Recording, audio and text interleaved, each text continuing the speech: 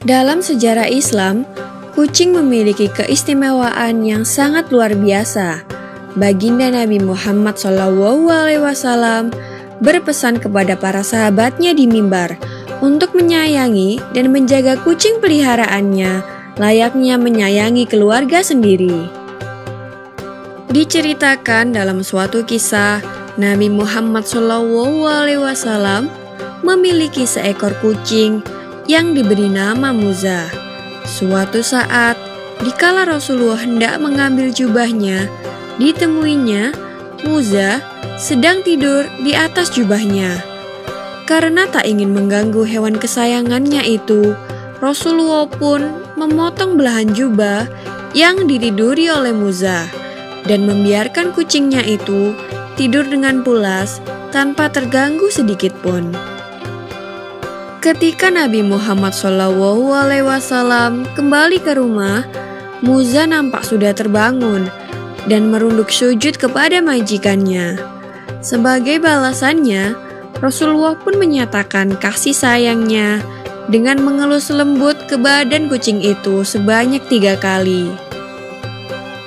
Dalam aktivitas lain, setiap kali Rasulullah menerima tamu di rumahnya, Nabi selalu menggendong Muza dan menaruhnya di paha. Salah satu sifat Muza yang paling Rasulullah sukai ialah si kucing selalu mengeong ketika mendengar suara azan, dan seolah-olah suaranya terdengar seperti mengikuti lantunan suara azan tersebut. Hukuman bagi mereka yang menyakiti hewan kucing yang lucu ini sangatlah serius. Dalam sebuah hadis Sahih Al-Bukhari, dikisahkan tentang seorang wanita yang tidak pernah memberi makan kucingnya dan tidak pula melepas kucingnya untuk mencari makan sendiri. Nabi Muhammad SAW menjelaskan kepada sahabat bahwa hukuman bagi wanita ini adalah siksa neraka. Tak hanya Nabi, istri Nabi sendiri, Aisyah binti Abu Bakar Ash-Shiddiq, juga amat menyukai kucing dan merasa amat kehilangan dikala ditinggal pergi oleh si kucing. Seorang sahabat yang juga ahli hadis, yaitu Abdurrahman bin Sa'd al-Asdi, diberi julukan Abu Hurairah atau Bapak para kucing jantan karena kegemarannya dalam merawat dan memelihara berbagai kucing jantan di rumahnya. Seorang sufi ternama bernama Ibnu Bashad yang hidup pada abad ke-10 Hijriah bercerita, suatu saat ia dan sahabat-sahabatnya sedang duduk santai melepas lelah di atas atap masjid kota Kairo sambil menikmati makan malam.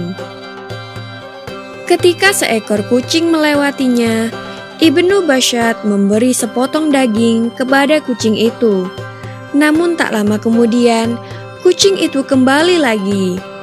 Setelah memberi potongan yang kedua, diam-diam Ibnu Bashad mengikuti ke arah kucing itu pergi. Hingga akhirnya ia sampai di sebuah atap rumah kumuh. Dan didapatinya, si kucing tadi sedang menyodorkan sepotong daging yang diberikan oleh Ibnu Bashad kepada kucing lain yang buta kedua matanya. Peristiwa ini sangat menyentuh hatinya hingga ia menjadi seorang sufi sampai ajal menyebutnya pada tahun 1067. Selain itu, kaum sufi juga percaya bahwa dengkuran nafas kucing memiliki irama yang sama dengan zikir kalimah Allah. Begitulah kisah Nabi Muhammad SAW yang sangat menyayangi kucing peliharaannya dan berbagai kisah lainnya mengenai hewan lucu ini di dunia Islam. Maka kita sebagai seorang mukmin hendaknya jangan sekali-kali menyakiti hewan lucu ini, karena Rasulullah sendiri menjelaskan bahwa hukumannya adalah api neraka. Semoga kita dapat mengikuti akhlak baik yang mulia baginda Nabi Muhammad SAW ini.